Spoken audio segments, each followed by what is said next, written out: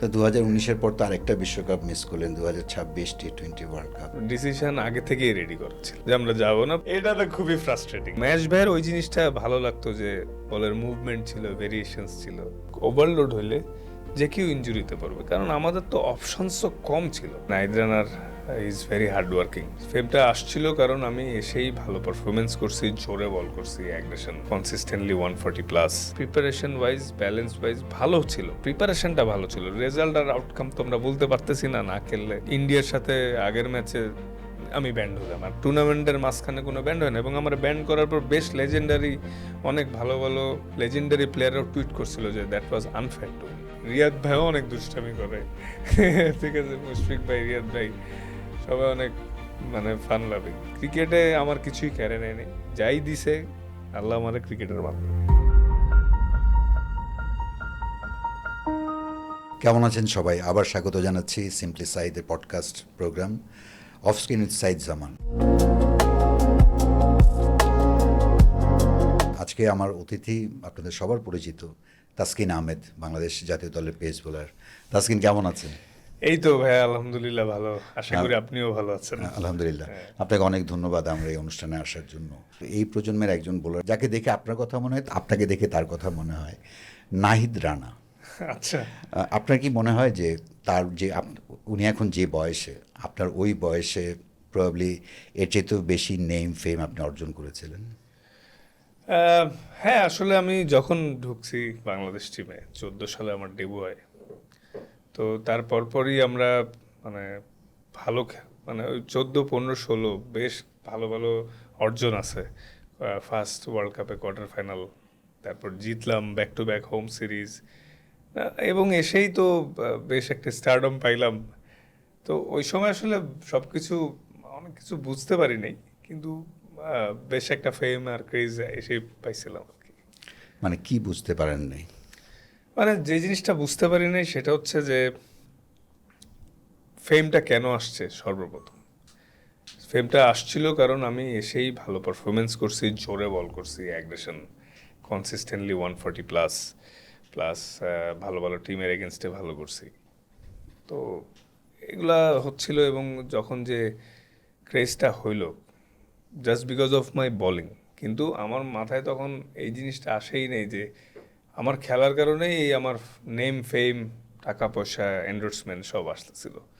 তো দেখা গেছে যে আমি খেলার পরে ভালো হচ্ছে, খেললেও উইকেট পাচ্ছি, কিন্তু আমার আস্তে আস্তে যেটা হইলো যে আমি তখন ভাবতে নিলাম যে স্টারদের লাইফ মনে হয় এমনই, ওরা আসবে বাংলাদেশ টিমে বা যে যার ন্যাশনাল টিমে খেলবে, স্টার হবে, এন্ডোর্সমেন্ট, টাকা পয়সা, ফেম, এগুলো সব হবে, এটাই নর্মাল লাইফ। তো যেটা বুঝতে পারি নাই যে প্রসেসের বাইরে গেলে যে একটা প্লেয়ারের অফ ফর্ম, ইনজুরি বা সব কিছু হারায় যেতে পারে, সেটা আমি প্রথম 2 বছর বুঝতেই পারিনি আসলে। নাহিদ রানা যেহেতু শুরু করেছেন, কেবল দারুণ শুরু করেছেন। এখন তো একটু সময়ও পাল্টেছে, হয়তো তিনি অনেক কিছু বুঝতে পারেন, বাট মানে আপনার লাইফ থেকে তার তার সঙ্গে কোনো গল্প হয় কিনা যে তার কেরিয়ারটাকে কীভাবে সে অনেক দীর্ঘ করতে পারে? না, একটা ভালো জিনিস যে আমাদের এই মুহূর্তে যে ফাস্ট বোলিং বাঞ্চ অফ গ্রুপটা আছে, আমরা সবাই সবার সাথে ভেরি ফ্রেন্ডলি, শেয়ার করি, কথা বলি। আর ভালো সাইডটা হচ্ছে Nahid Rana is very hard working regarding his fitness. ও তো ন্যাচারালি অনেক ফিট মার্শাল্লাহ, তার মধ্যেও ও মেনটেন করে খুব ভালো। তো এবং প্রায় প্রায় কথা হলেও দেখি যে না, ওর মধ্যেই হাঙ্গারনেসটা, এবং ও প্রসেসের সাথে কখনো কম্প্রোমাইজ করে না। এবং ও যদি এই জিনিসটা ধরে রাখে, তাহলে আমার বিশ্বাস ও লম্বা সময়ে ভালো সার্ভিস দিবে এবং অনেক কিছু অ্যাচিভ করবে দেশের জন্য। পেস বোলারতে তো ওয়ার্কলোডের একটা ব্যাপার আছে। তিনি যেহেতু ফাস্ট বোলার নাহিদ রানা, বয়সও তরুণ, মানে আপনার জীবনে ওই সময়টাতেই প্রচুর ইনজুরি এলো। মানে এই ওয়ার্কলোড, ইনজুরি, এগুলো সম্পর্কে নাহিদ রানা কতটা অবহিত আপনি মনে করেন, এবং মানে এই বিষয়গুলো নিয়ে আপনার সঙ্গে কথা হয়? আসলে ওয়ার্কলোড ম্যানেজমেন্টটা আগের তুলনায় অনেক ইমপ্রুভ হয়েছে, এবং আমাদের ট্রেনার, ফিজিও, কোচেস, ম্যানেজমেন্টের সবাই অনেক অ্যাওয়ার অ্যাবাউট দিস। আর তার থেকে বড় জিনিস, ওর ভেরি কুইক, র্যাপিডলি, অনেক জোরে 140+ কনসিস্টেন্টলি বল করতে পারে মাশাল্লাহ। তো অ্যাজ এ ফাস্ট বোলার ও যখন ওর বেস্ট ফর্মে বা রিদমে থাকবে, নো ডাউট সব ফরম্যাটে বা সব ক্যাপ্টেন এবং সব কোচই চাইবেও বেশি বেশি খেলুক, বাট তার মধ্যে দিয়েও কিন্তু আমার এমনও মনে আছে লাস্ট 2-3 বছরে দেখছি আমি ম্যান অফ দ্য ম্যাচ হয়েছি, তারপরের ম্যাচে আমাকে রেস দেওয়া হয়েছে, সেম রানা ভালো করছে তারপরে বসাইছে, বা এই জিনিসটা কিন্তু মানে এই ম্যানেজ করে খেলানোটা। আর আর ভালো দিক যে আমাদের আগের তুলনায় এখন 6-7 জন ভালো ফাস্ট বোলার থাকাতে একটু রোটেশন করেও খেলানো যায়। এবার ডেফিনেটলি ও নিজেও সচেতন, কিন্তু টিমের স্বার্থে কিন্তু সামটাইমস খেলতে হয়, একটু ওভারলোড হইলেও খেলতে হয়, কিছু সিচুয়েশন আসে। আর ইনজুরি তো কোনো হাত পা নাই, জোরে বলার যারা এদের ট্রেনিংও হইতে পারে, কিন্তু ওই ম্যানেজ করে খেলানোটা বা খেলাটা এটা আগের থেকে ইমপ্রুভ হয়েছে। এবং এখন আমাদের যে খেলার ধরনগুলো হচ্ছে এবং বোর্ড থেকে যেভাবে রুলস করতেছে, এভাবে যদি অগ্রগতি হইতে থাকে তাহলে আরও ফাস্ট বোলাররা আগের তুলনায় আরও বেশি ফিট থাকবে, ইনজুরিও কমে আসবে ইনশাল্লাহ। বাংলাদেশে পেস বোলারদের ক্ষেত্রে ইনজুরির গল্প বলতে গেলে মাশরাফি বিন মুর্তজার গল্পটা আসে। বাট আমি খেয়াল করে দেখলাম যে মানে ইনজুরির শুরুটা কিন্তু আপনাকে দিয়ে, আপনি ন্যাশনাল টিমে ঢোকার আগেই, তার আগেই আপনি স্টার হ্যাঁ, একটা ইউটিউবের একটা, রিহ্যাব করেছিলাম 2 হ্যাঁ, বছর।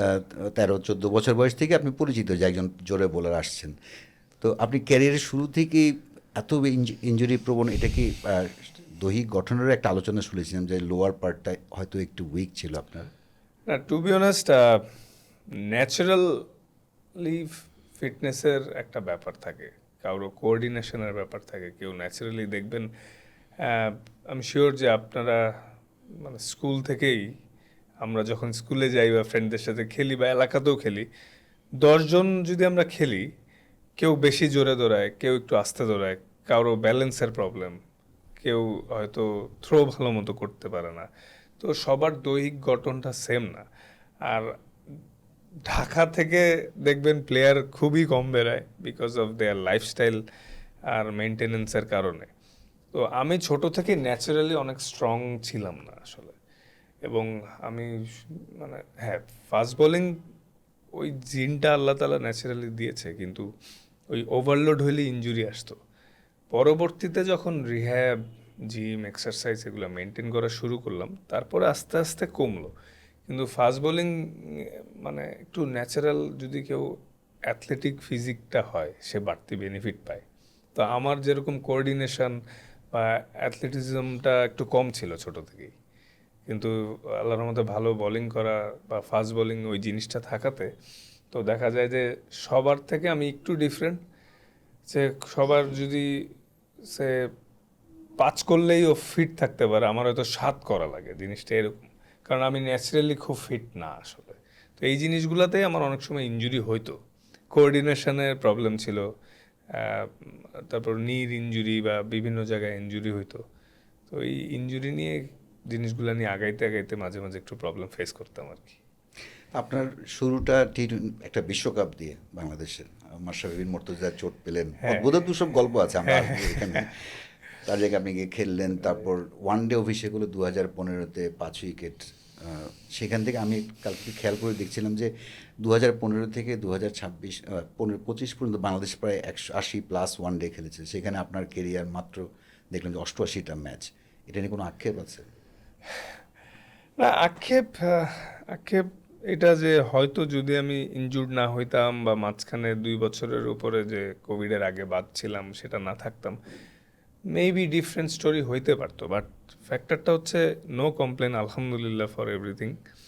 আমি যদি এই জিনিসগুলো ফেস না করতাম এবং এরকম পিছায় যেয়ে বাদ পড়ে আবার ভালো মতো স্ট্রংলি কামব্যাক করতে না পারতাম, তাহলে তো কিছু এক্সাম্পলও সেট হইতো না।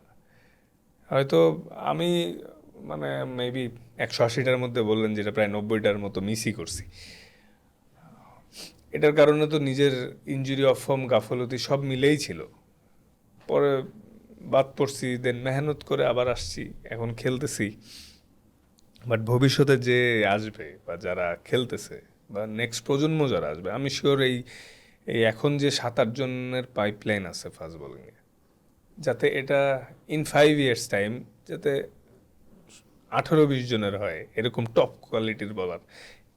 যখনই আমাদের এই প্রসেসটা সুন্দর হবে এবং এজ লেভেল থেকে আর এত ফাস্ট বলার, ভালো ভালো ফাস্ট বলার আসলে, তখন যখন ঘরে ঘরে ছেলেরা চাবে যে না, I want to be like him or fees or Rana বা তাসকিন ভাই এরকম করে করে যদি সবাই হইতে চায় তখন এই জিনিসটা কিন্তু আরও বাড়বে। তো আমার যতটুক হয়েছে, হ্যাঁ মানে চিন্তা করলে তো অনেক কিছু ঠিক করলে এমন না হয় এমন হইতে পারতো, কিন্তু যাই হয়েছে স্পেশালি আফটার কোভিড, এটা আমার জন্য বড় একটা লেসন। এবং আমার উদাহরণ আমি নিজেই তো, এগুলো দেখে অনেক তরুণ প্রজন্ম শিখতে পারবে আর কি। এই প্রসঙ্গে আসবো। কোভিডের সময়টা আপনার জীবনের, আমি বলবো যে আপনার জীবনের লাইফ চেঞ্জিং একটা পিরিয়ড। বাংলাদেশ ক্রিকেটও অনেক লাভবান হয়েছে। তার আগে আমি জানতে চাচ্ছিলাম যে 2019 বিশ্বকাপ, আমি ছিলাম আয়ারল্যান্ড সিরিজেও ছিলাম, মানে ট্রাই সিরিজে। মনে হচ্ছিল যে আপনাকে দলে ইনক্লুড করা হবে।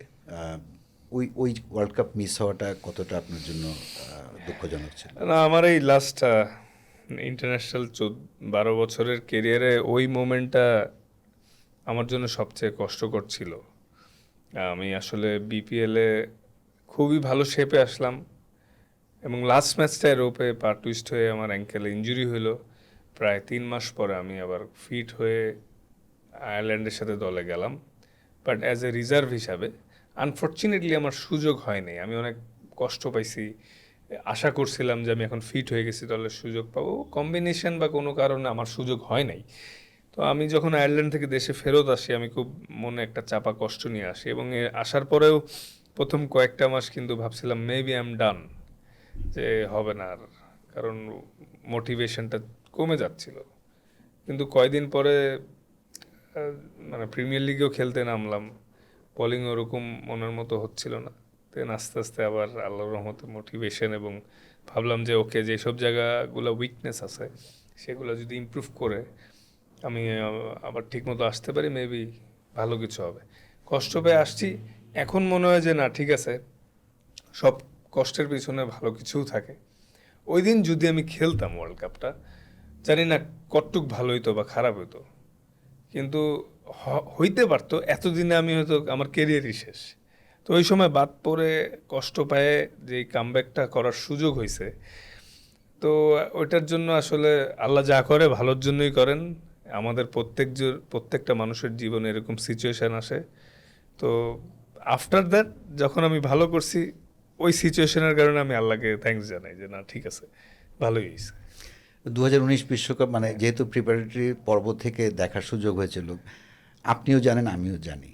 ওখানে স্কোয়াডে আবু জায়েদ রাহিকে একদম শুরুতে আয়ারল্যান্ডে নেওয়া হলো, বিশ্বকাপ দলে নেওয়া হলো, কিন্তু টিমের প্রত্যেকে জানতো যে তাকে বিশ্বকাপে কোনো ম্যাচ খেলানো হবে না। 5 উইকেট পাওয়ার পরও কিন্তু ট্রাই সিরিজের ফাইনালে আয়ারল্যান্ডে তাকে খেলানো হয়নি। তখন ধারণা হচ্ছিল যে আপনাকে নেওয়া হবে, এবং টিমের খুব ইনফ্লুয়েন্সিয়াল মেম্বাররাও আপনাকেই চাচ্ছিলেন। তো আমি আবু জাহিদ রাহির বিপক্ষে না, আই ফিল ফর হিম যে মানে একজন বোলার, তিনিও নিজেও জানতেন যে তাকে বিশ্বকাপে ম্যাচ খেলানো হবে না। সো এই যে প্রসেসটা, থট প্রসেসটা একজন বোলার, একজন প্লেয়ারের জন্য কতটা সম্মানজনক, আপনার ক্ষেত্রেও বলছে, আবু জাহিদ রাহির ক্ষেত্রেও বলছে। না, আনফর্চুনেটলি আবু জায়েদ রাহি ভাই ওই একটা ম্যাচ খেলে 5টা উইকেট পাইছিল, পড়ার সুযোগ হয়নি। কিন্তু আসলে এটা ওর কন্ট্রোলে ছিল না, যেহেতু কোচ ম্যানেজমেন্ট ক্যাপ্টেনের কল থাকে। না, আমি ম্যানেজমেন্টের মাইন্ডসেটটাই বলছি, হ্যাঁ, যে প্লেয়ারটাকে আমি খেলাবো না, এরকম আলোচনা ছিল যে তাসকিনকে নিলে তাও খেলানো যাবে, যদিও ইনজুরির একটা মানে একটা শেড চান্স আছে। বাট আপনি তো আয়ারল্যান্ডে একটা ম্যাচ খেলেছিলেন, কিন্তু একজন খেলোয়াড়কে আমি ক্যারি করছি এটা জেনে যে তাকে কোনো ম্যাচ খেলাবো না, মানে এটা, এই মাইন্ডসেটটা ওই খেলোয়াড়ের জন্য, ওই খেলোয়াড়ও জানতেন, আপনি জানতেন, আমি সাংবাদিক, আমি জানতাম, আসলে সবাই জানতো। সো এই মাইন্ডসেটটা একজন খেলোয়াড়ের জন্য কি সম্মানজনক? যে না না, অবশ্যই না, অবশ্যই না, বিকজ একটা ন্যাশনাল টিমের 15টা প্লেয়ার ওই দেশের বেস্ট প্লেয়ার হিসাবে চান্স পায়, এবং সবার সেই ক্যাপাবিলিটি থাকে বিধায় সে চান্স পায়, তাও আবার ওয়ার্ল্ড কাপের মতো জায়গায়, ইংল্যান্ডের মতো কন্ডিশন। জিনিসটা অবশ্যই ভালো হয়নি, কারণ যদি প্রশ্ন আগেই আউট থাকে যে ম্যাচই খেলবে না, ওই প্লেয়ারের মোটিভেশন। আমি ভুল জানতাম নাকি আপনিও জানতেন যে তাকে না, আমরা কম বেশি সবাই জানতাম আসলে, উনি নিজেও জানতেন? যে হয়তো ওনার ম্যাচ খেলার চান্স কম। পরে তো আর সুযোগই হয়নি। তো বাট এমন লাস্ট কয়েক বছর ধরে আর এমন হচ্ছে না। তো ওই সিচুয়েশনটা ভালো হয় নাই টিমের জন্য এবং রাহির জন্য। আমি চাবো না এমন কোনো সিচুয়েশন ফিউচারে হোক, কোনো প্লেয়ারকে এভাবে করে নেওয়া হচ্ছে, খেলানো হবে না জানে। তো 2019-এর পর তো আরেকটা বিশ্বকাপ মিস করলেন, 2026 টি-20 ওয়ার্ল্ড কাপ। এটা তো খুবই ফ্রাস্ট্রেটিং এইটা। না আসলে এটার আগে খুবই দারুণ প্রিপারেশন ছিল। আপনার ইন্ডিভিজুয়াল এবং দলের। ইন্ডিভিজুয়াল এবং দলের, বিকজ আমি এই 12 বছরে প্রায় যে কয়টা টি-20 ওয়ার্ল্ড কাপ খেলছি, আমার কাছে পার্সোনালি মনে হয়েছিল এইবারের টি-20 টিমটা প্রিপারেশন ওয়াইজ, ব্যালেন্স ওয়াইজ ভালো ছিল, প্রিপারেশনটা ভালো ছিল। রেজাল্ট আর আউটকাম তো আমরা বলতে পারতেছি না, না খেললে খেলি তো নাই, কিন্তু যেরকম কন্ডিশনে খেলা হয়েছে হয়তো ভালো হইতো ইনশাল্লাহ, মানে যদি খেলতাম আমরা, কিন্তু আনফর্চুনেটলি খেলা হয়নি। এটা ফ্রাস্ট্রেটিং ছিল অ্যাজ এ প্লেয়ার হিসাবে, যে যেই ওয়ার্ল্ড কাপকে কেন্দ্র করে আমরা প্রায় বছর খানিক ধরে সবাই কষ্ট করলাম, রোটেশন ওয়াইজ সবাই খেললাম, এবং বেশ বেশ ভালো ভালো কিছু জয়ও পেলাম, সব মিলে একটা ভালো দারুণ অবস্থায় থেকে যখন লাস্ট মোমেন্টে দেখলাম যে আমরা ওয়ার্ল্ড কাপই খেলতে যাচ্ছি না, দ্যাট ওয়াজ সো ফ্রাস্ট্রেটিং। মানে এটা আসলে এই দুঃখ কাটতে বেশ কিছু দিন সময় লাগছে সবার, মনে তো আক্ষেপ থাকেই, কিন্তু ওইটা যখন শুনলাম ফাইনালি যে না খেলতে যাবই না, এবং টিভিতে ঘরে বসে আমরা ওয়ার্ল্ড কাপ দেখতেছিলাম, এটা দুঃখজনক ছিল আমাদের জন্য। এখানে তো মেইন স্টেক হোল্ডার প্লেয়াররা, আপনারা তো আসলে অনেক মিডিয়াতে নিউজ হয়েছে, আপনারা একদম শেষ মুহূর্তে জেনেছেন, আপনাদের জানানো হয়েছে, একটু কি বলবেন যে আপনাদের ওপিনিয়ন দেওয়ার কোনো সুযোগ ছিল বোর্ড বা ক্রীড়া মন্ত্রণালয়ে? না আসলে দেখেন, ক্রীড়া মন্ত্রণালয় এবং ওই সময় প্লেয়ারদেরকে ডাকা হয়েছিল, কিন্তু মিডিয়াতে আমি দেখছিলাম যে বলছে যে অনেকে প্লেয়াররা চায় না, এমন একটা প্লেয়ারও বলে নাই যে চায় না, সবাই চায়। ইভেন এমনও বলা হয়েছে we are ready to go, আমরা যাইতে চাই, খেলতে চাই। পরে তো বিভিন্ন রকম নিউজ দেখলাম, কিন্তু আমি শিওর কোনো প্লেয়ার বা ম্যানেজমেন্ট থেকে কেউই বলে নাই যে আমরা খেলতে চাই না, এটা টোটালি সরকারি ডিসিশন ছিল আর কি। আক্ষেপ, আক্ষেপ না মানে দুঃখ না হতাশা না ক্ষোভ, কোনটা আছে এই ওয়ার্ল্ড কাপ মিস হওয়া নিয়ে? হতাশা, হতাশা ছাড়া তো কিছু না। আক্ষেপ রেখে কি লাভ, খেলতে পারি নাই, কিছু করার নাই। হতাশাই যে খেলতে পারলাম না, এই ওয়ার্ল্ড কাপটা জীবন থেকে চলে গেল। কারণ এই ওয়ার্ল্ড কাপের পরে নেক্সট ওয়ার্ল্ড কাপটা যখন হবে, অনেক প্লেয়ারের জীবনে আর হয়তো ওয়ার্ল্ড কাপ আসবেও না, বা অনেকে থাকবে কি থাকবে না, কেউ ইনজুর থাকতে পারে, কেউ টিমে না থাকতে পারে, কিন্তু যারা এই 15-এ ছিল তাদের সবার তো একটা ওয়ার্ল্ড কাপের ড্রিম ছিল। তো এটা হতাশাই, আক্ষেপ রেখে তো আর লাভ নেই, আসবে না। এটা হতাশা যে সবসময় পোড়াবে যে আমরা, এবং এই ওয়ার্ল্ড কাপের যে আমাদের ড্রেসগুলো ছিল, আমি সবগুলোর অ্যাকসেপ্ট করে রাখছি যে এই ওয়ার্ল্ড কাপ ড্রেস, যেই ড্রেস ওয়ার্ল্ড কাপ আমরা খেলা হয়নি, এবং ওটার ব্লেজারটাও রেখে দিছি। তো একটা জিনিস শুধু শেষ প্রশ্ন এই বিষয়টা নিয়ে, আপনাদের যেদিন ক্রীড়া উপদেষ্টা ডাকলেন, ওই সভায় গিয়ে কি আপনার মনে হয়েছিল যে আপনাদের কথা বলার সুযোগ আছে, নাকি আপনারা একটা ডিসিশন জেনে আসার জন্য গিয়েছেন? অনেক প্লেয়ার গেছিল ওই দিন, আনফর্চুনেটলি ঠিক ওই দিনটা আমি মানে একটু অসুস্থ ছিলাম, আমি যাই নাই ওই দিন। বাট বাকি যারা প্লেয়াররা ছিলেন আমরা তো পরে কথা বললাম, আমি যতটুকু শুনছিলাম যে ডিসিশন আগে থেকেই রেডি করা ছিল যে আমরা যাবো না। পরে ওখানে যে এক্সপ্লেন করা হচ্ছিল কেন যাব না, security reason, blah blah blah, but decision আগে থেকেই তৈরি ছিল। ওকে, আমরা একটা ছোট্ট ড্রিঙ্কস ব্রেক নেই। ওকে, এই ড্রিঙ্কস ব্রেকের একটা রহস্য আছে, একটা প্লে। এই প্লে আপনারা কিছুদিন আগে হয়তো দেখেছেন যে তাসকিন আহমেদের নিজের প্রোডাক্ট। তাসকিন, আপনার জন্য শুভকামনা থ্যাংক রইল। You so much, thank you. এখন ট্রাই করবো না পরে ট্রাই করি? আচ্ছা ঠিক আছে, Okay, শেষ okay. করে ট্রাই করব। সো নাহিদ রানা একজন এক্সপ্রেস বোলার, এখন আপনার ক্যারিয়ার আপনি শুরুতে ছিলেন, তার আগে একটা আপনি যখন খুব কিশোর বয়স, তখন আপনার একটা ভিডিও ভাইরাল হয়েছিল যে তাসকিন আহমেদ অনেক জোরে বল করে। আপনি কিন্তু ন্যাশনাল টিমে খেলার আগে মোটামুটি একটা স্টারডমের মধ্যে চলে এসেছিলেন। আপনি নিজে কবে বুঝতে পারলেন যে আপনি জোরে বল করতে পারেন? আমি সর্বপ্রথম বুঝতে পারি যে আমার বলে ভালো জোর আছে এবং ইফেক্টিভ পেস, সেটা আমি আন্ডার-17 খেলার পরে আমার ফার্স্ট এনসিএল সিজনে, আমি 2010-11 দিকে 17 খেলার পর আমি সিলেটের মাঠে এনসিএল খেলি, ঢাকা মেট্রোর হয়ে। আশরাফুল ভাই ক্যাপ্টেন ছিল। তো আমি 6টা ম্যাচ খেলি টানা 4 ডে। 6 ম্যাচে আমি উইকেট পাইছি 8টা, বেশি পাইনি, কিন্তু টোটাল ব্যাটসম্যান ইনজুড করছিলাম 17টা।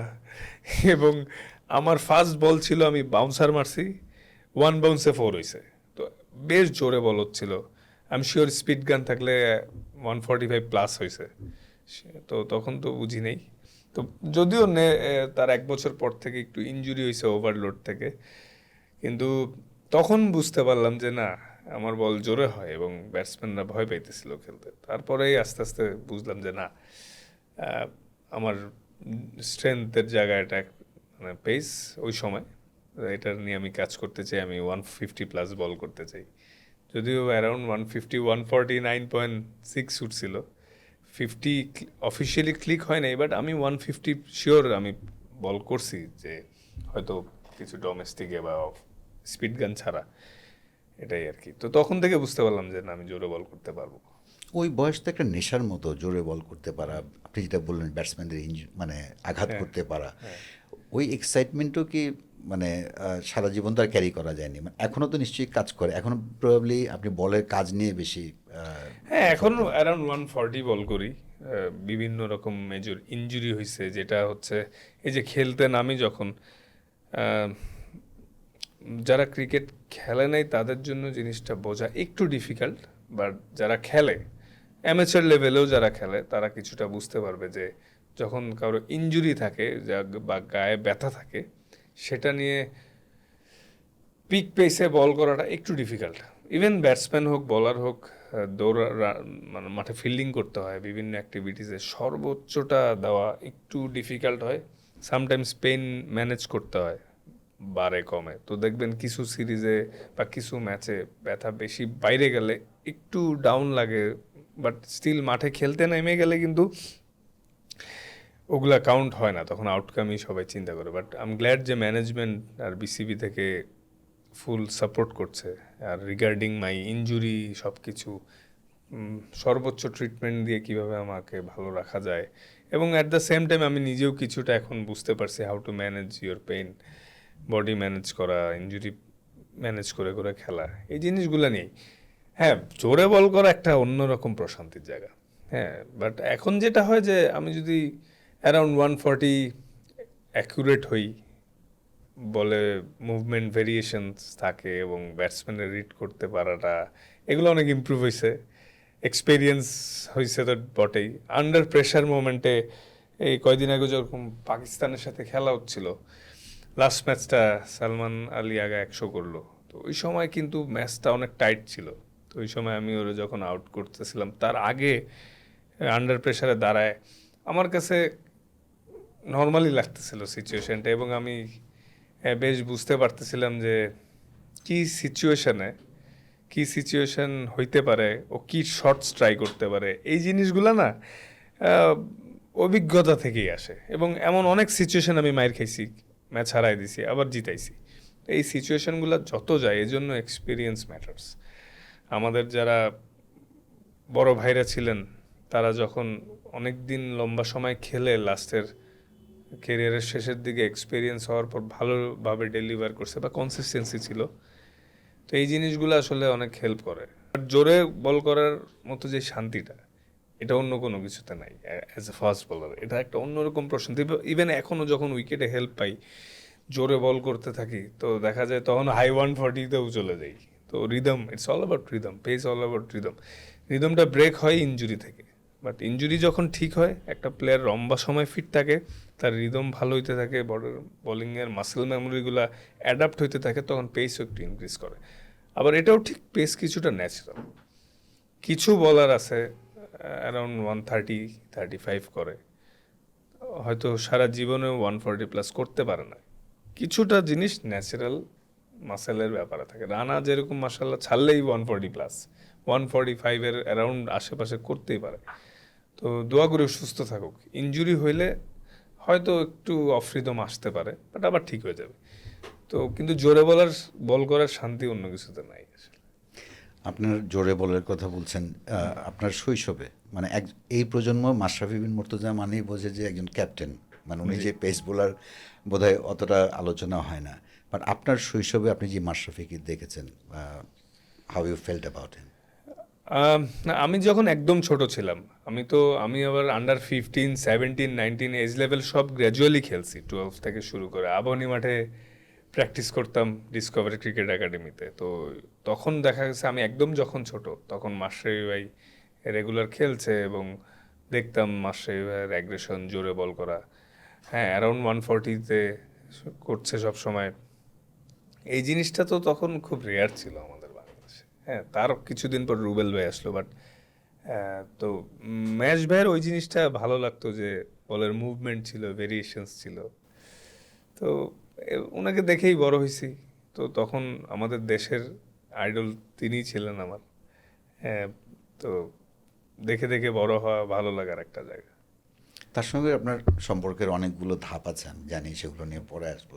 কিন্তু আপনি আপনি নিজেকে তার সঙ্গে, তার ইনজুরি, আপনার ইনজুরি একটু মানে কানেক্ট করবেন। আপনি বলছিলেন যে ছোট শৈশব, মাশরাফির যে শৈশব ছিল সেটা ছিল খুব ন্যাচারাল, তার মাসলগুলো ন্যাচারাল, তারপরে তিনি ইনজুরিতে পড়েছিলেন। সো এটাই কি একমাত্র কারণ, ন্যাচারাল বা আনন্যাচারাল? না না না, শুধু এটা না।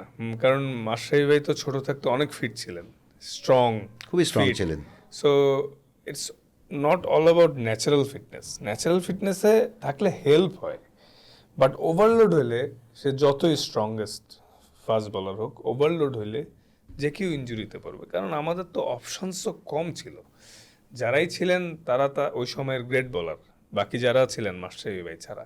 কিন্তু ছিলই হয়তো 4-5 জন ফাস্ট বোলার, প্লাস কন্ডিশনস সবসময় স্লো অ্যান্ড টার্নিং কন্ডিশন হইতো। ফাস্ট বোলারদের উপর ওরকম ফেইথই ছিল না আমাদের বাংলাদেশের। বাট এই জিনিসগুলোও তো ফ্যাক্ট যে একটা স্লো পিচে যতটা এফোর্ট দেওয়া লাগে, একটা স্পোর্টিং কন্ডিশনে তার থেকে কম এফোর্ট দেওয়া লাগে, প্লাস বলারদের হেল্প থাকে। তো এই ওভারলোডও তো হয়েছে মাশরাফি ভাই অনেক।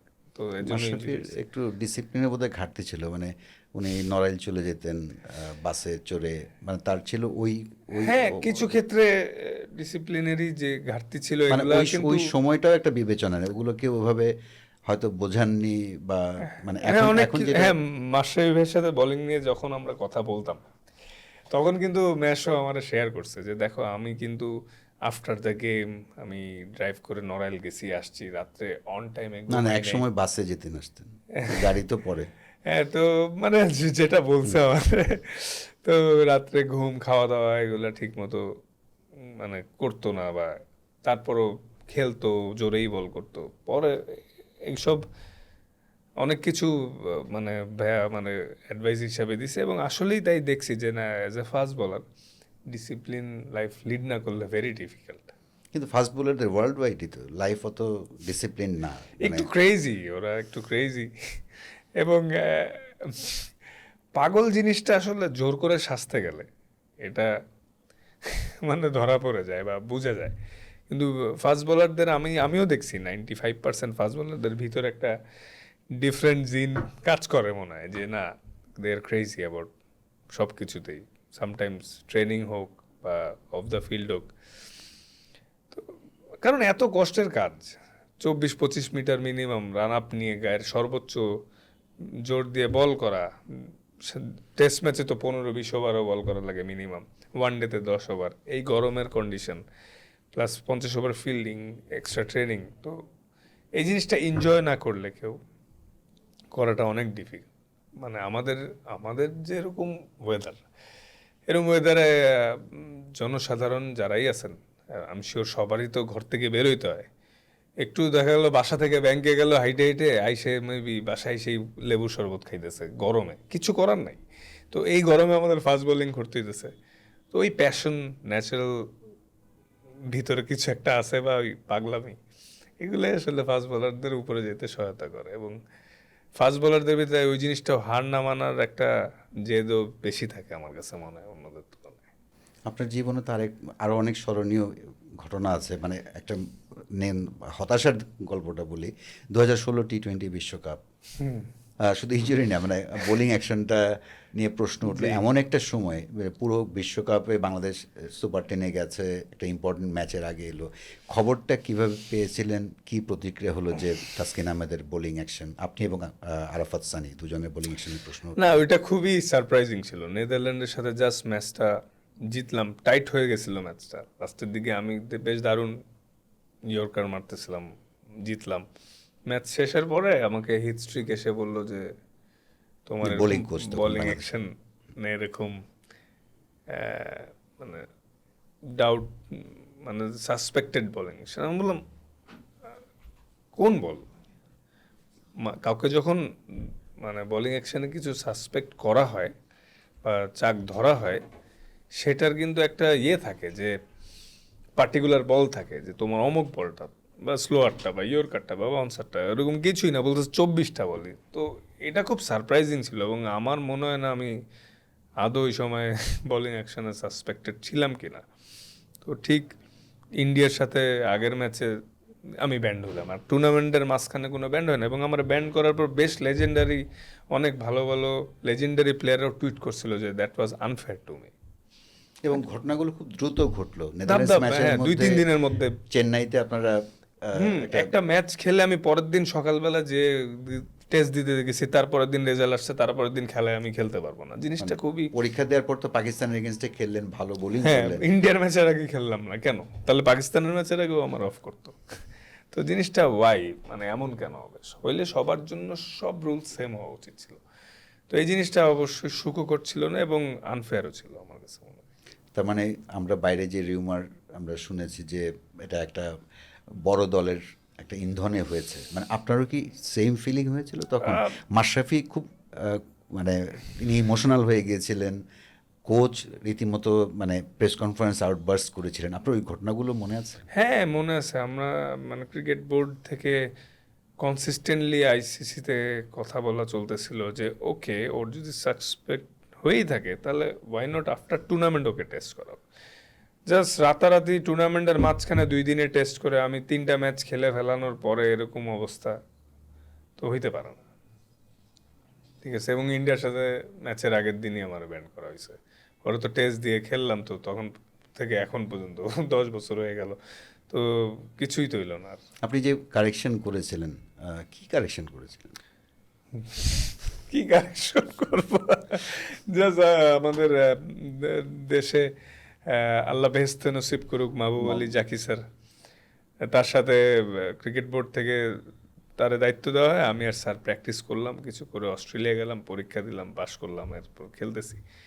স্যারেরও ভাষ্য ছিল যে না, তেমন কোনো কারেকশনের কিছু নাই, জাস্ট ডু ইয়োর ওয়ার্ক, এটাই, তেমন কোনো সমস্যা ছিল না আসলে ওই সময়। আর এখন দুঃখ হয়, মানে একটা দলে যে আপনার ব্যক্তিগত দুঃখ, ফেরাটা নিশ্চয়ই খুব পেইনফুল ছিল বিশ্বকাপ থেকে ফেরা। না না, অবশ্যই পেইনফুল ছিল। আর তার মধ্যে আমি ঘরে বসে বসে খেলা দেখতেছিলাম, ওই হোটেলে বসে, টিম হোটেলে বসে ইন্ডিয়ার সাথে ম্যাচটা দেখতেছিলাম এবং জেতা ম্যাচ। এক রানে আর কি হারলাম। উফ, তো ওই জিনিসটা আর কি দুঃখকরই ছিল আসলে। তো যে জিনিসটা যে ইজি ছিল না, পরে তো ওই ম্যাচটা জিতলে হয়তো একটু হলেও শান্তি পেতাম যে না অ্যাটলিস্ট জিতছি। পরে তো হেরে গেলাম, কিন্তু ওই ওয়ার্ল্ড কাপটা আমরা বেশ ভালো ক্রিকেট খেলছিলাম, ফাইট ব্যাক। আর এত ইজি ছিল না, কোনো টিমই আমাদেরকে, ইভেন অস্ট্রেলিয়াও প্রায় হেরে গেছিল। তো ভালো টুর্নামেন্ট গেছে। ওই সময়টাতে একটা গোল্ডেন প্যাচ, ধরুন তার আগে 2015 বিশ্বকাপ যদি যায়, আপনি 3টা ম্যাচ খেলেছিলেন, বাট ইউ বিকাম মানে গ্লোবাল স্টার ওই সময়টায়। স্পেশালি অ্যাডিলেডের সেই ম্যাচটা সবাই রুবেল হোসেনের কথা বলেন, বাট আপনি বোধহয় সবচেয়ে প্রাইজড উইকেটটা নিয়েছিলেন জস বাটলারের, রাইট? হ্যাঁ, মানে ওই ফুল ওয়ার্ল্ড কাপে কিন্তু আমি ভালো 11টা উইকেট পাইছিলাম, 5 ম্যাচে 11 উইকেট, আমাদের টিমের সর্বোচ্চ উইকেট টেকার। এবং শুধু সেটা না, ইভেন তখনও আমি মাঝখানে বা ভাইটাল মোমেন্টে বেশ কিছু ব্রেক থ্রু দেই, কিন্তু সেটা হয়তো ওইভাবে হাইলাইটেড হয় না। এটা নিয়ে আমার আক্ষেপ নাই তেমন। কেন আক্ষেপ নাই? যদি জয়ের পিছনে আমার কন্ট্রিবিউশন থাকে, ইম্পর্টেন্ট উইকেট বাইর করে জিতে গেছি, ফাইন। কিছু ম্যাচ এমন হচ্ছে 4-5 উইকেট পাইছি, ম্যাচ জিতে নেই, ওটা তো প্রশান্তি অমন না। কিন্তু দেখা গেছে সারা ম্যাচ ভালো হয় না, একটা ওভারেই টিমের যেটা নিড ছিল সেটা ফুলফিল করে কম রান দিয়ে বা একটা উইকেট দিয়ে ম্যাচটা জিতে গেছি, ওটার ফিলিংসটা আলাদা। কারণ ম্যাচ হাইরে গেলে আমি ঘুমাইতে পারি না, রাত্রে খুব আপসেট থাকি। তো এরকম জীবনে অনেক ম্যাচ গেছে যে মাঝখানে এসে আমার কন্ট্রিবিউশন অনেক হাই ছিল, এখনও থাকে। আর আমি এটাই চাই, আমার কন্ট্রিবিউশন যাতে সবসময় ঠিক থাকে। কিন্তু 2015 বিশ্বকাপের সাকসেস স্টোরির 2-3টা ছবি সামনে আসে। মাহমুদুল্লাহ রিয়াদের 2টো সেঞ্চুরি কিন্তু ওইভাবে সামনে আসে না, সামনে আসে 2টা ছবি। এক রুবেল হোসেনের সেই দৌড় এবং আপনার এবং মাশরাফির সেই চেস্ট পাম্প, এই সেলিব্রেশনটা কি প্রি প্ল্যান ছিল? আহ, না, তেমন কোনো প্রি প্ল্যান ছিল না, বাট আমি তো তখন ওই টিমের সবচেয়ে মোস্ট ইয়াংগেস্ট প্লেয়ার। আমি মাশরাফির কাছে আবদার করে রাখছিলাম যে ভাইয়া কোনো একটা ওয়ার্ল্ড কাপের ম্যাচে গিয়ে আমরা এই সেলিব্রেশনটা করতে পারি, বোধহয় যাও কি বলে না বলে এই সেলিব্রেশন করা যায়। তো পরে দেখা গেছে ওই দিন ম্যাচে যখন ইন্ডিয়ারে আমরা আর্লি আন্ডার প্রেশারে রাখলাম এবং আমি বোলিং করতে এসে আজিনকা রাহানের উইকেটটা পাইলাম, মিড অফে সাকিব ভাই ক্যাচটা ধরলো এবং ম্যাচ দৌড়ায় আসতেছিল, যখন আস্তে আস্তেই আমাকে ওই ওই সাইনটা দিল যে আসো সেলিব্রেশনটা করি, দেন চেস্ট বাম্পটা হইলো এবং আইসিসি ইভেন্টের one of the best celebration আর ফেমাস একটা সেলিব্রেশন হইলো। তো ওইটা ওইভাবেই হইলো আর কি, দেন খুব ভালো প্রচার পাইলো সেটা আর কি। সো আবার আপনার শৈশবে ফিরে যাই, মোহাম্মদপুর আপনার যখন জন্ম, মানে আমি যেহেতু আপনার সাথে বয়স অনেক বড় এই জন্য জানি, মোহাম্মদপুর কিন্তু একটা শিক্ষার পরিবেশ, অনেক নামী স্কুল কলেজ আছে, শিক্ষকরা থাকেন, ছাত্ররা থাকেন, সরকারি কর্মকর্তা, মানে মধ্যবিত্তের একটা সবচেয়ে উপযুক্ত জায়গা ছিল। বাট মোহাম্মদপুরে আবার অন্য গল্পও আছে, রাস্তা সবুজও আছে, লালও আছে। সো আপনি শিশু হিসেবে ওই মোহাম্মদপুর থেকে সবুজ রাস্তায় যে এলেন, আপনার সামনে তো অন্য অপশনও ছিল। হ্যাঁ, আসলে আমাদের মোহাম্মদপুর জায়গাটা বিভিন্ন কারণে ফেমাস, ভালো দিক খারাপ দিক, খাওয়া দাওয়া, স্কুল কলেজ, ক্রাইম, বিভিন্নভাবেই, এবং ওইখানে সব অপশান আছে, মানে এলাকাবাসী থেকে শুরু করে ভালো ভদ্র ছেলে পেলেও আছে, খারাপ ছেলে পেলেও আছে, সব ধরনের অপশনস আপনি পাবেন মোহাম্মদপুরে গেলে, ভ্যারাইটি। তো না, আসলে ছোট থেকেই তো বাবা বেশ শাসন করতো রিগার্ডিং পড়াশোনা, কোনো কম্প্রোমাইজ নাই। তো আমি তো 2010 সালে আন্ডার 12 খেলি ডিসকভারি ক্রিকেট একাডেমির হয়ে। তো 5-এর ফাইনাল পরীক্ষাটা যখন শেষ হয়, আমাদের সবারই ফাইনাল পরীক্ষা শেষ হওয়ার পরে প্রায় মাসখানিকের কাছাকাছি একটা গ্যাপ পায় সবাই। তো ওই সময় আমি বাবারে যে আবদার করছিলাম যে আমি এরকম ক্রিকেট খেলতে চাই, তো বাবা আর কি বললো, খেলো ক্রিকেট, বাট এই যে কদিন বন্ধ আছে ওই কদিন তো প্র্যাকটিসে যাইতাম। তা আমার আবার ছোট থাকতে একটা রোগ ছিল, হেমোগ্লোবিনের অভাব, রক্তশূন্যতা। ডাক্তার বলছিল যে রোদে বেশি খেলতে না, ওকে লাল শাক, শিং মাছ এগুলো বেশি বেশি খাইতে। আমি আবার মাছ খাইতে পছন্দ করি না, এখনো না। তো বাবা এই জন্য বলছে, ডাক্তার কিন্তু বলছে বেশি রোদে খেলতে না, তো তুমি এই কয়দিনই খেলো এবং প্র্যাকটিস কয়টা থেকে? আমি বললাম 2টা থেকে 5টা। বলছে ঠিক আছে, তুমি তাহলে রোদ টোদ পড়লে যাও। তো কি আর কি, আমি যাইতাম 1টার দিকে, ঠিক আছে, রেগুলার, ছোটদের 2 দিন, বড়দের 3 দিন, আমি 5 দিনই যাইতাম। আমি খুব এনজয় করতাম। সব সময় তো টেনিস বল বা টেপ টেনিসে এলাকায় খেলতাম, তো ক্রিকেট বলে খেলার সুযোগ আসছে, এই সুযোগগুলো মিস করতাম না, প্র্যাকটিসে রেগুলার যাইতাম।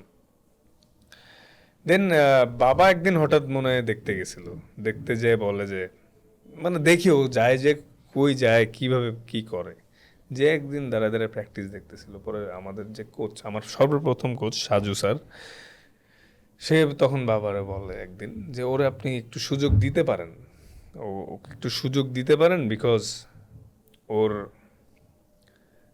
কেন জানি মনে হয় ওর আপনি সাপোর্ট করলেও ভালো প্লেয়ার হইতেও পারে।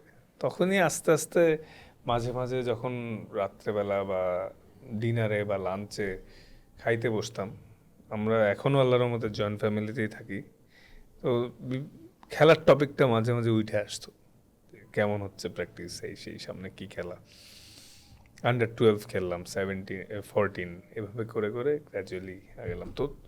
এবং আমার স্কুল কলেজও আমার যথেষ্ট সাপোর্ট দিছে রিগার্ডিং এই খেলাধুলার ব্যাপারে।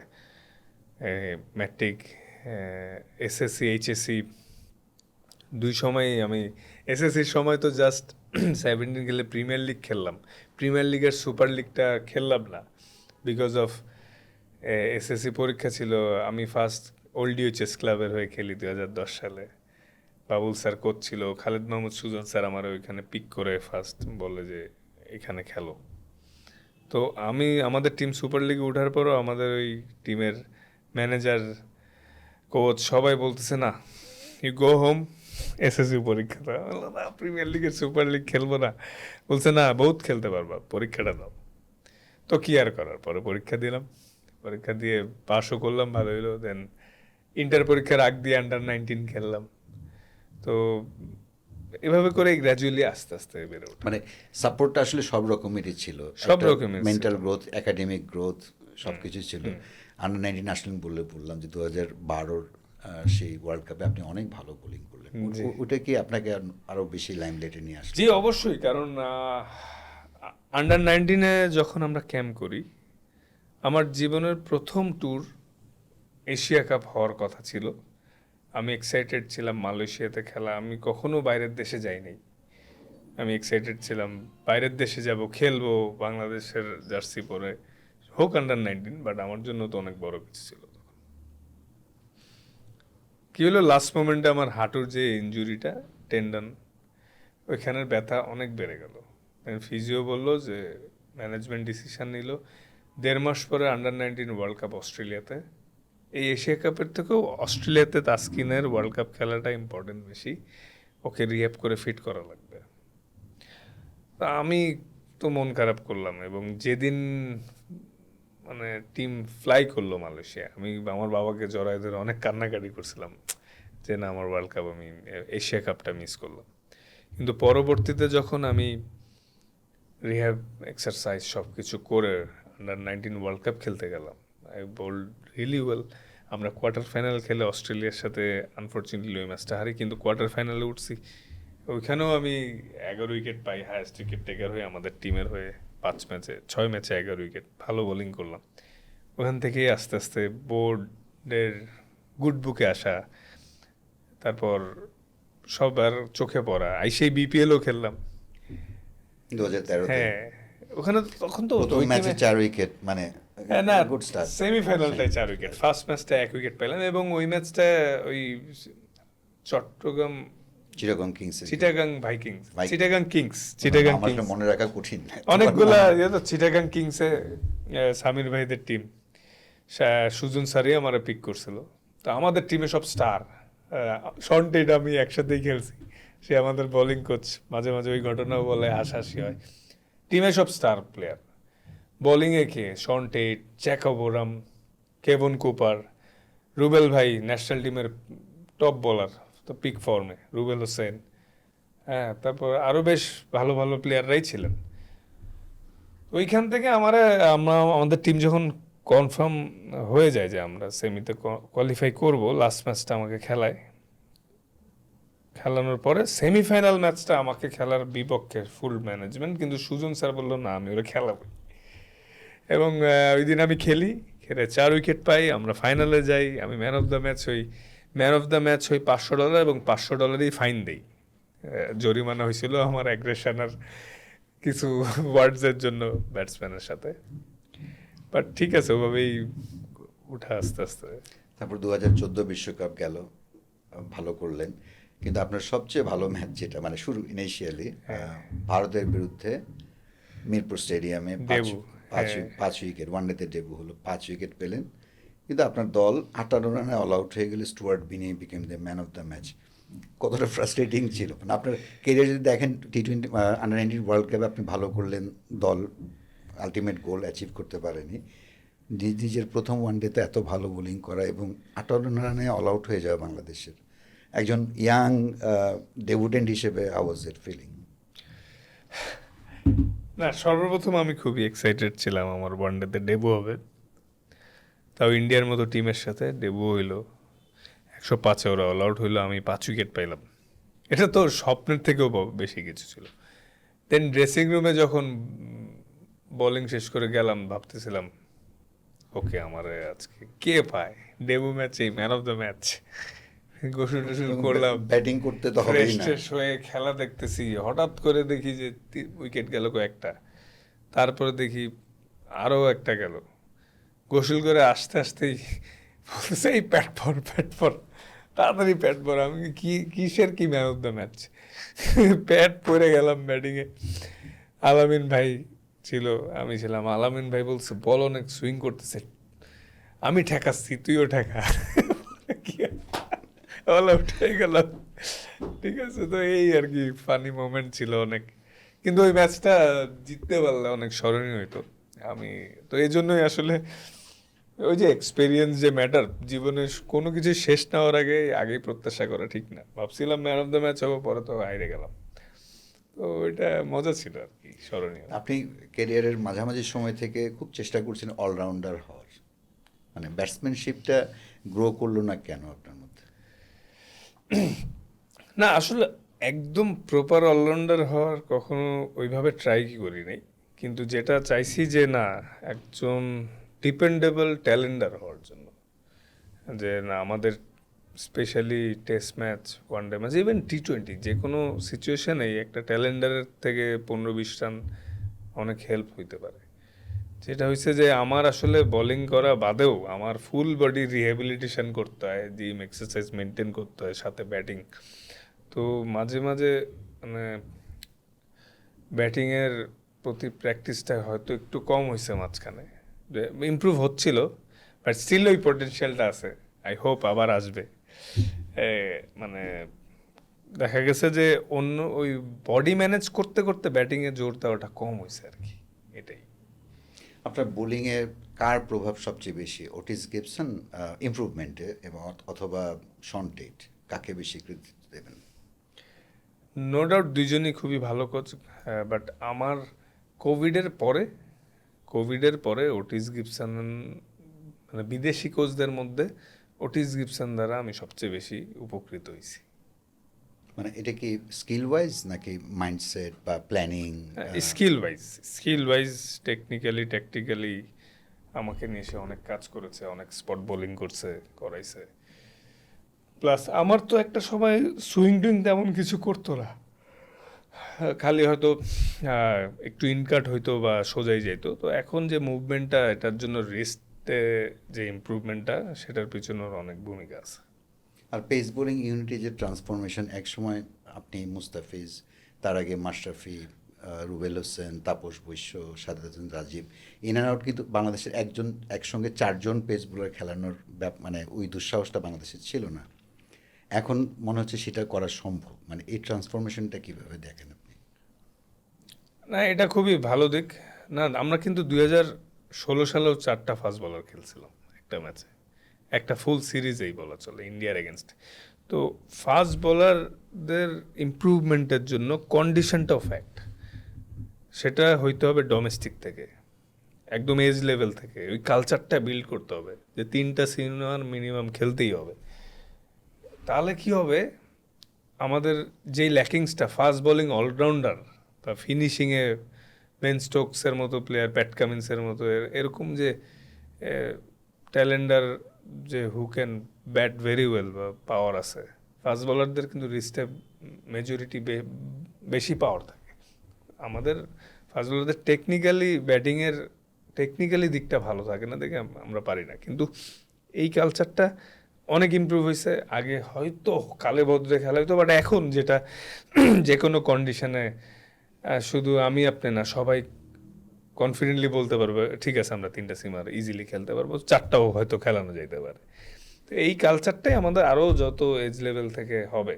আই হোপ তামিম ভাই আসছে, সে অলরেডি অনেক ভালো কাজ করতেছে, এইদিকেও নজর দিবে ইনশাল্লাহ, যে কীভাবে আরও ফাস্ট বোলার প্রডিউস করা যায়, কীভাবে কালচারটা আরও বেশি গ্রো হয়। তাহলে 3টা সিমারের সাথে একটা ফাস্ট বোলিং অলরাউন্ডার দেখতেও ভালো লাগবে।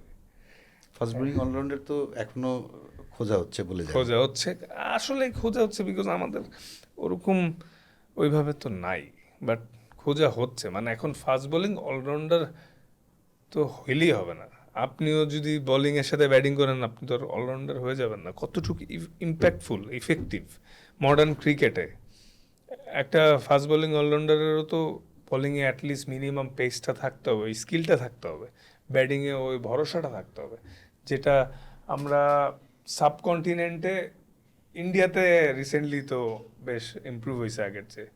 পাকিস্তানেও খুব যে ভালো তা না, কিন্তু মেজরিটি এশিয়ার বাইরে বেশি দেখা যায়।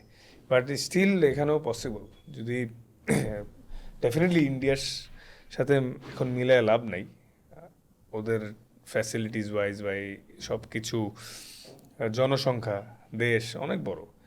বাট আমরাও যদি এই প্রসেসে আগাই, ওয়াই নট? কারণ নিউজিল্যান্ডের আপনি দেখেন না, জনসংখ্যা যতটুক, তার থেকে হয়তো আমাদের মিরপুরেই জনসংখ্যা বেশি।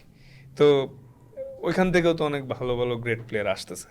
সব খেলাতেই মানে ওর হ্যাঁ, একটা সংস্কৃতি আলাদা। হয়তো হ্যাঁ, ন্যাচারালি স্ট্রং বা প্রসেসের কারণে। তো আমি শিওর আমাদের কালচার বিল্ড হইলে ভালোই হবে ইনশাল্লাহ। আপনার সাদা বলে দীর্ঘদিনের সঙ্গে মুস্তাফিজুর রহমান, একসঙ্গে তার সঙ্গে বোলিং করাটা কতটা প্লেজেন্ট আপনি? এটা খুবই মানে আমি খুব খুবই এনজয় করি। আমাদের প্রত্যেকটা ফাস্ট বোলারের সাথেই বোলিং করতে অনেক এনজয় করি। এবং বাট ফিজের সাথে, টু বি অনেস্ট, ফিজ আর আমি একসাথে যখন খেলি আমার কাছে খুব কনফিডেন্ট মনে হয়। যে কোনো কারণে সামটাইমস আমি করে দেই, ও করে দেয়। আর ও থাকলে একটা বাড়তি ভরসা পাই আন্ডার প্রেশারে যখন থাকি, যে না ঠিক আছে এই ওভারটা ওর দ্বারা হয় নাই, ও করে দিবে, বা আমি ভালো করি নাই, ও করে দিবে, বা ওর একটা ওভার, ও তো হিউম্যান, খারাপ হইলেও আমার বিশ্বাস যে না ঠিক আছে আমি এই ওভারটা যদি একটু ভালো করে দেই, শিওর নেক্সট ওভারে ও উইকেট নিয়ে নেবে। দেখা যায় দুইজনের এই কম্বিনেশনটা, বোলিং পার্টনারশিপটা ইম্পর্টেন্ট। এটা যদি প্রত্যেকটা বলারের বোলিং পার্টনারশিপ ভালো হয়, দেখা গেছে আমি আপনি দুইজনই ভালো বল করতেছি, আমি 4 উইকেট পাইলাম, 3 উইকেট পাইলাম, আপনি হয়তো একটা পাইলেন বা পাইলেন না। কিন্তু এটাই ইম্পর্টেন্ট, দুই পাশ থেকে প্রেশার বিল্ড করা। কারণ এই মানে বোলিং পার্টনারশিপ করতেও তো আপনার সেই অ্যাবিলিটিটা লাগবে, এক্সিকিউট করতে হবে। মেবি দু একদিন ব্যাড ডে যাইতে পারে, যে কারো যেতে পারে, কিন্তু ওই most of the time bowling ভালো পার্টনারশিপ হয়। বাট বাংলাদেশে বোলিং অপশন তো এখন অনেক বেড়েছে, আপনার শুরুর দিককার সঙ্গে যদি কম্পেয়ার করেন, এখন একটা অপশন বেড়েছে না যে হ্যাঁ হ্যাঁ, মাশাল্লাহ ডেভেলপ হচ্ছে, পাইপলাইনে ফাস্ট বোলার্সরা বাড়তেছে, আরও বাড়বে আশা করছি ইনশাল্লাহ। তো এরকম যত বাড়বে তত ভালো হবে। তাহলে ধরেন কখনো কেউ ওভারলোড হইলে তাকে একটু রিহ্যাবে বা রেস্টে পাঠায়, ফিট বানায় নিয়ে আসা যাবে। প্লাস রোটেশনে খেললে সবার ওই খেলার অ্যাবিলিটিটা বিল্ড হবে, তাহলে যে কোনো সিচুয়েশনে যে কেউ খেলতে পারবে। আপনার এই বোলিং কম্বিনেশনে স্পিনারদের মধ্যে রিশাদ হোসেন আছেন, সাকিব আল হাসান তার বেস্ট ফর্ম নিয়ে এলেন, তখন কি বাংলাদেশ সব ফর্মেট আপনার মনে হয় যে অনেক বড় বড় উইন পেত?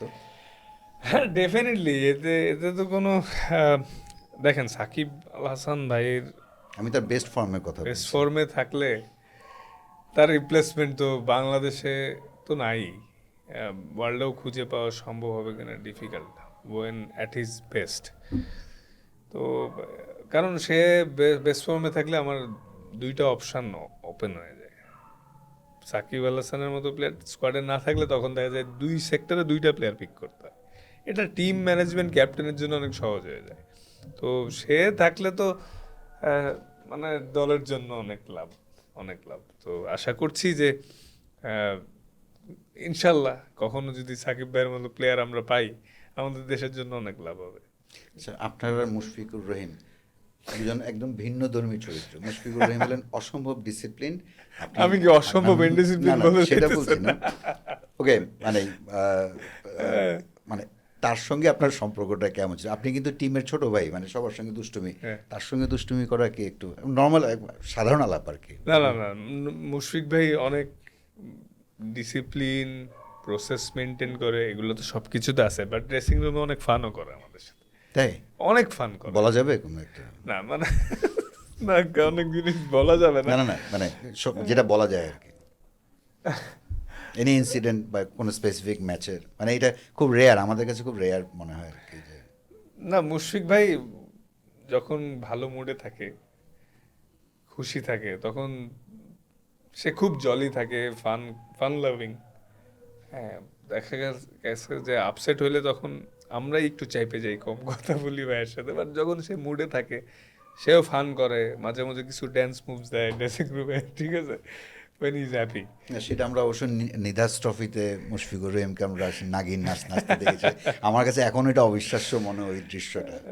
না, আমাদের টিমের সবার কিন্তু ড্রেসিং রুমে অন্য অনেক একটা- চলে। হ্যাঁ, রিয়াদ ভাইও অনেক দুষ্টামি করে, ঠিক আছে, মুশফিক ভাই, রিয়াদ ভাই, সবাই অনেক মানে ফান লাভিং। আর একদম শেষ দিকে চলে, মানে শেষ মুশফিকুর রহিমের কথা যেহেতু এলো, উনি এই বয়সেও যে ওয়ার্কলোড এবং টেস্ট ম্যাচ খেলছেন, আপনিও টেস্টে ফিরতে যাচ্ছেন একটা ব্রেক দিয়ে, মানে তার এক্সাম্পলটা তো আর অনুসরণ করার বয়স আপনার নেই এখন, সত্যি কথা যেটা, বাট আপনার নিজের ক্যারিয়ারটা লম্বা করার জন্য সে সামনে একটা মাইলস্টোন কিনা মুশফিক না, ইব্রাহিম? তার এক্সাম্পলস তার তার প্রসেস বা ডিসিপ্লিন ফলো করার জন্য আমার মনে হয় কোনো বয়স দরকার নেই। যে সব বয়সেই তার ডিসিপ্লিন ফলো করলে কোনো না কোনোভাবে লাভবান হবেন। আপনিও করতে পারেন, হয়তো আপনি ক্রিকেট খেলবেন না, কিন্তু আপনার লাইফস্টাইলের দারুণ ডিসিপ্লিন খুব আপনার কঠিন। Very difficult. এটা আমি শিওর 98 পয়েন্ট মানে 99% মানুষই ফেল করবে। He is very consistent regarding his discipline and everything, মানে কোনো কম্প্রোমাইজ নাই টাইম সব কিছুতে। মাশাআল্লাহ, ভাইরে আল্লাহ আরও ভালো মতো খেলার তৌফিক দিক, সে সুন্দর মতো আমাদের ক্রিকেট থেকে যখন বিদায় নেবে আরও ভালো পারফরমেন্স করে নিক। নো ডাউট, এতে মানে hats off because day in day out মানুষের তো মানে বোরিংও কাজ করে, বিকজ আমি অনেক লম্বা সময় রিহ্যাব করছি। সো দিনের পর দিন একই রুটিন ফলো করা মানসিকভাবে not that easy. But Mushfiq ভাইয়ের ক্ষেত্রে দেখছি কোনো কমপ্লেন নাই, সব সময় নিজের রুটিন ফলো করেই, সাথে টিমের প্র্যাকটিস ছাড়াও বাড়তি প্র্যাকটিস করা। এটা একটা অনেক বড় অনুপ্রেরণার জায়গা যে কষ্ট করে গ্রেট প্লেয়ার হওয়া সম্ভব। সে কিন্তু বাড়তি কোনো আলাদা ট্যালেন্ট নিয়ে জন্মায় নাই, জাস্ট হার্ড ওয়ার্ক আর প্রসেসের মাধ্যমে একজন গুড এভারেজ প্লেয়ার থেকে গ্রেট প্লেয়ার হয়েছে। তো এটা আমাদের ইয়াং জেনারেশনের জন্য খুব ভালো একটা মুশফিক কষ্ট করেছেন ঠিক আছে, বাট আপনারও তো, আপনার কষ্টটা তো আরেক দিক থেকে চিন্তা করলে অনেক বড় ছিল, বিকজ আপনার ক্যারিয়ারের অর্ধেকটা সময় রিহ্যাবের মধ্যে থাকতে হয়েছে। যখন স্টেডিয়ামে যাচ্ছেন রিহ্যাব করতে মাঠে, তখন ন্যাশনাল টিম প্র্যাকটিস করছে বা ম্যাচ হচ্ছে, মানে ওই সময়টা নিজেকে মানে অনুপ্রাণিত রাখা, নিজেকে ইন্সপায়ার করা, যে পুশ করা, এটাও তো ডিফিকাল্ট কাজ ছিল। ডিফিকাল্ট, কারণ ভাইয়া শুধু কষ্ট করলেই যে হবে সেটাও না। মেন্টালি স্ট্রং, মেন্টালি টাফ থাকা, স্মার্টলি প্র্যাকটিস করা, স্মার্টলি শেখা, হ্যাঁ, গেম অ্যাওয়ারনেস, সব মিলাই একটা প্লেয়ার। কারণ শুধু কষ্ট করলে তো অনেকে মানে মাটিও কাটে, তো অনেকভাবে শুধু কষ্ট দিয়ে হবে না। একে তো আল্লাহ সবাই কোনো না কোনো দিক থেকে স্কিল দিছে, সেটা কি ইউটিলাইজ করা ইম্পর্টেন্ট। আমার অ্যাবিলিটি আল্লাহ হয়তো দিছে ভালো বোলিং করা, আপনি এবার ওয়ান অফ দ্য লেজেন্ডারি না, জার্নালিস্ট আপনি আমাদের বাংলাদেশের। হ্যাঁ, তো আল্লাহ সবাইয়ের একটা ডিফারেন্ট অ্যাবিলিটি দিছে, বাট সেই সুযোগটা নিজেরই ব্যয় করতে হবে, ইউটিলাইজ করে। আমি যেরকম যখন মানে গাফেলতি অফ ফর্ম, প্রসেসের বাইরে থাকা, এগুলা করার কারণেই তো সব। হ্যাঁ, অনেক সময় হার্ডওয়ার্ক করেও ইনজুরি হইতে পারে, কিন্তু অ্যাটলিস্ট যখন আমি এখন যেরকম হার্ডওয়ার্ক ডিসিপ্লিন থাকার পরে ম্যাচ খারাপ হইলে বা ভালো না হলে অ্যাটলিস্ট ওই শান্তি বা কনফিডেন্টটা কাজ করে যে ওকে, ইটস ফাইন, আমি আমার সর্বোচ্চটা দিছি, হয়নি। তো কোভিডের পরে ওই সিচুয়েশনগুলো এমনই হয়েছে আমার জন্য যে শুধু হার্ডওয়ার্ক না, ইটস অলসো মেন্টাল। সেম, মানে কষ্ট করলে কনফিডেন্ট লেভেল বাড়ে। কষ্ট করলে আমরা যেরকম ভালো মতো পড়াশোনা করে গেলে পরীক্ষার হলে যাই যখন, তখন কিন্তু মনে হয় যে না, পরীক্ষা ভালো হবে ইনশাল্লাহ। আর কোনো রকম পড়ে গেলে পাশে বন্ধুদেরকে বলে একটু দেখাইস, আল্লাহ প্রশ্নটা যাতে ভালো পড়ে, কোনো রকম 33 পাইলেই হবে। আল্লাহর তো আরো অনেক কাজ আছে, আমার প্রশ্ন সহজ করার জন্য তো আল্লাহ বসে নাই। আর আল্লাহ তো সবার, শুধু আমার না, আপনারও, তারও সবারই। তো হার্ডওয়ার্ক করলে, সেই প্রসেসে থাকলে অনেক রাস্তা সহজ হয়, এবং একটা মানুষ হার্ডওয়ার্কের মাধ্যমে কনফিডেন্স গ্রো করে নিজের মধ্যে। আর কনফিডেন্স যখন গ্রো হয়, তখন আপনার আল্লাহর কাছে চাওয়ার ধরনই বদলায় যাবে, যে আল্লাহ, আমি হার্ডওয়ার্ক করছি, স্যাক্রিফাইস করছি, তোমারে দিতেই হবে। এবং আল্লাহ তখন অবশ্যই সাহায্য করে। সাময়িকভাবে আপনি ফেল হইলেও মানে সুনার আপনি উইল গেট ইউর সাকসেস সব ক্ষেত্রে ইনশাল্লাহ। এটা তো তাসকিন, এক্সপিরিয়েন্স থেকে আপনি অনেক কিছু শিখেছেন প্রবাবলি। আপনার ক্যারিয়ারের শুরুর পারফরমেন্স বাদ দিলে মাঝখানের সময়টিতে কোভিডের পর থেকে, মানে এখন আপনি সাদা বল তো বটেই, আমরা লাল বলেও আপনি খেলতে যাচ্ছেন পাকিস্তানের এগেনস্টে।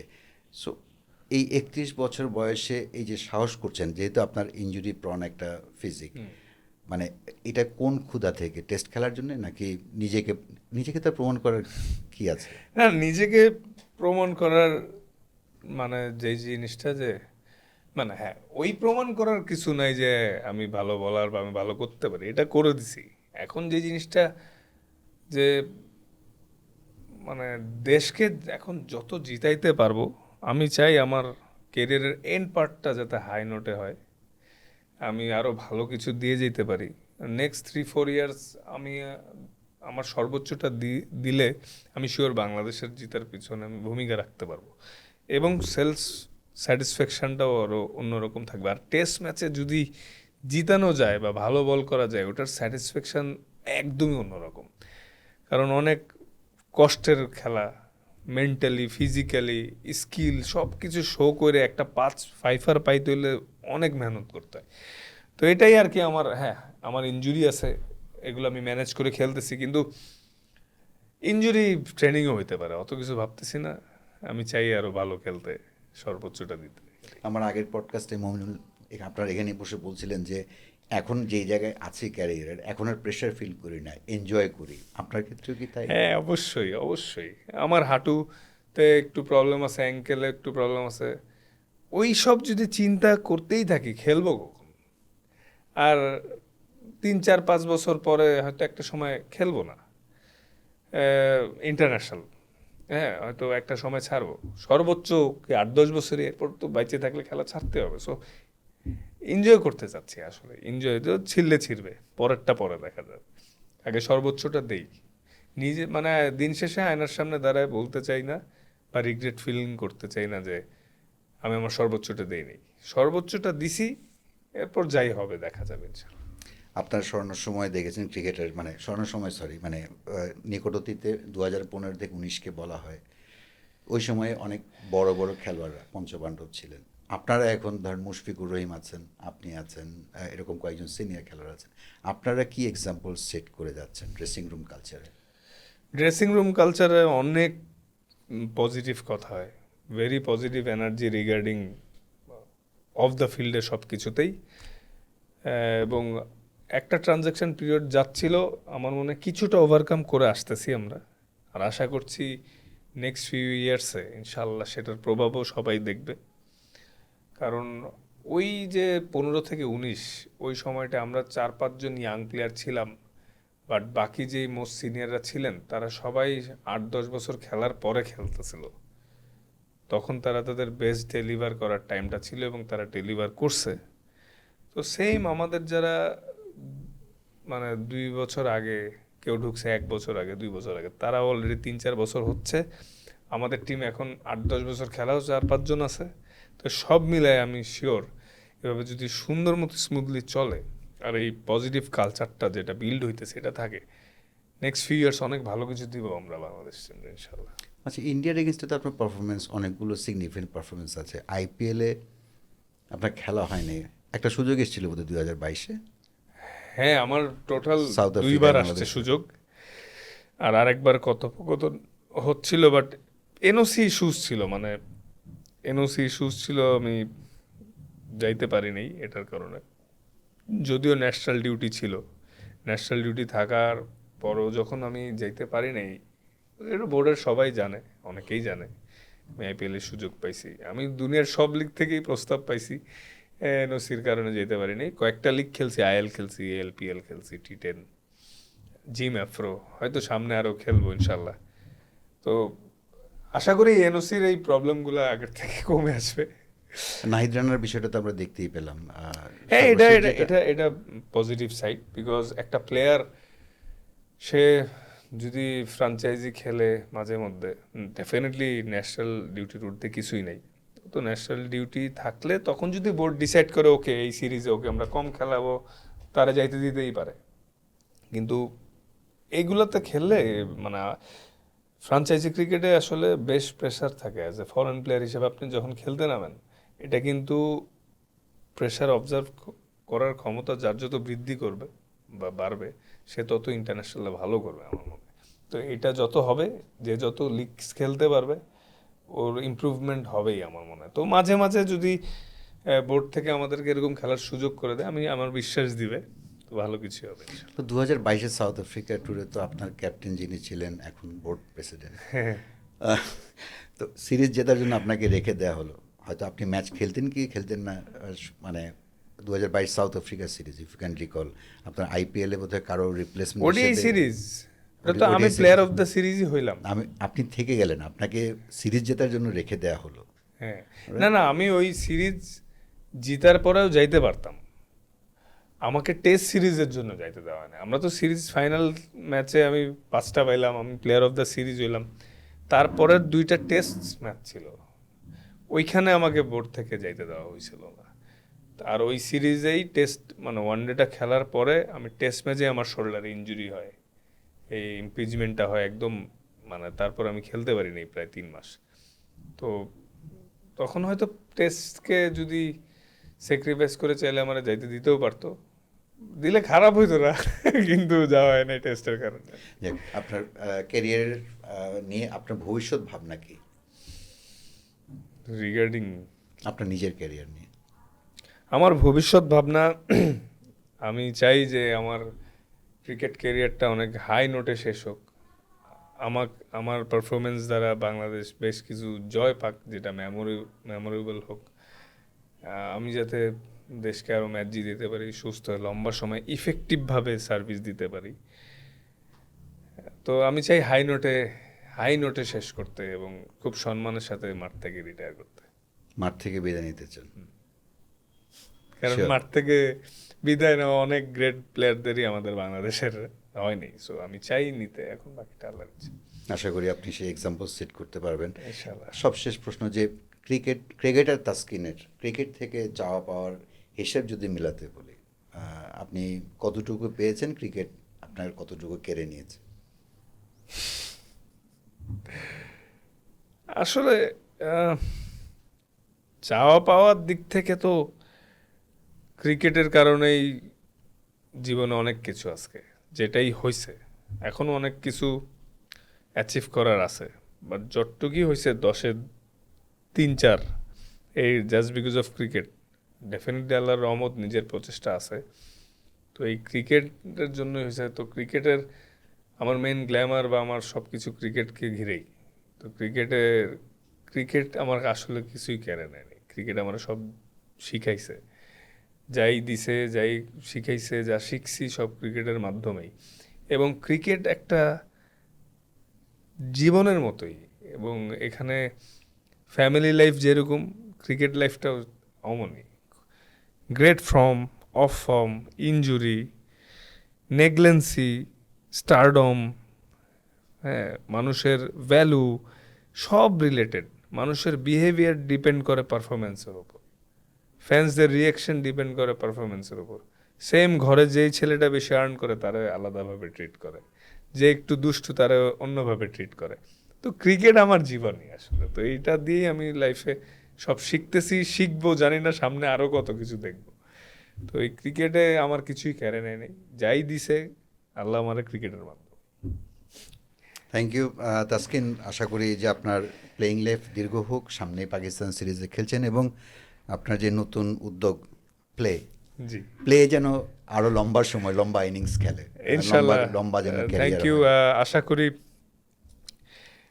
সবাই মানে ট্রাই করবে প্লে, এবং কোনো আমি প্লের যে সোশ্যাল পেজ আছে সেখানে যদি কারো কোনো কমপ্লেন থাকে জানাবে, আমরা ট্রাই করবো আরও বেটার করার জন্য। আমার ক্রিকেটের সাথে এটা আমার একটা ছোট বিজনেস, এটা আমি যেহেতু একজন স্পোর্টস পার্সনের জন্য এটার নামও রাখা হয়েছে প্লে। তো আমি খেলা নিয়েই আমার জীবনটা জড়িত। Thank you Taskin. Thank you Saeed ভাই। সো আমার দর্শক যারা আছেন তারা যদি প্লে নিয়ে কোনো কমপ্লেন থাকে, তাসকিন বলেছেন কমপ্লেন করলে তাকে জানাবেন, আমার পেজে জানাবেন না, সরি আমাকে ইনবক্স করেন, আমি তাসকিনকে সেটা পাঠিয়ে দেব। ইনশাআল্লাহ কমপ্লেন থাকবে না, আশা করি ভালো কিছুই হবে, ভালো লাগবে। আমরাও চাই যে একজন ক্রিকেটার, একজন খেলোয়াড়ের উদ্যোগ যেন সফল হয়। সবাই ভালো থাকবেন, সামনে আসছি নতুন কোনো এপিসোড নিয়ে।